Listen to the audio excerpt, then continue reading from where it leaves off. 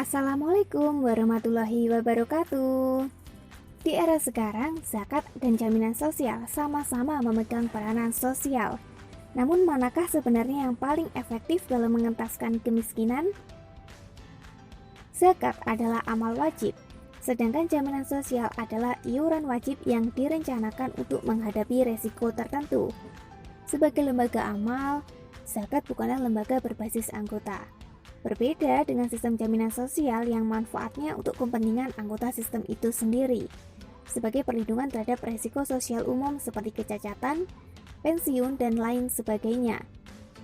Manfaat jaminan sosial dibayar ketika memenuhi kualifikasi dan setelah sumber pendapatan reguler terputus.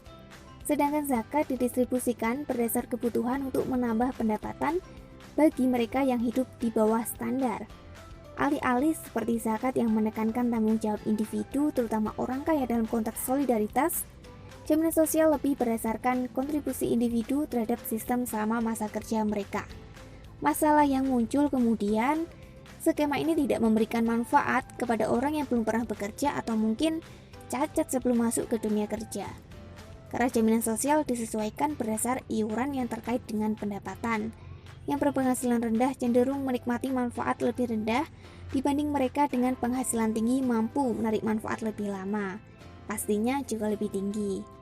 Selain itu, dalam beberapa skema sulit sekali membawa penduduk yang rentan seperti pekerja informal, misalnya petani atau pekerja rumah tangga, yang sering mewakili jatuh ke jurang kemiskinan. Namun faktanya, kelompok yang rentan ini ternyata mewakili penerima yang ditargetkan oleh zakat. Biaya operasional administrasi jaminan sosial tetap menjadi beban pemerintah.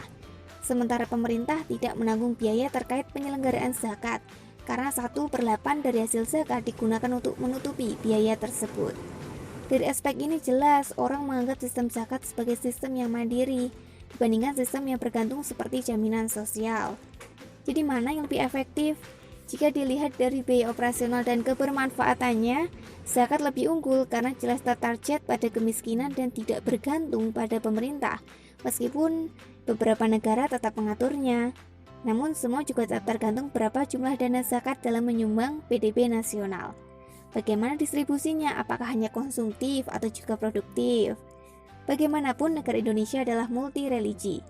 Jadi jaminan sosial dan zakat akan tetap beriringan dalam mengentaskan problem kemiskinan dan pendorong ekonomi berkelanjutan. Sekian and thank you. Wassalamualaikum warahmatullahi wabarakatuh.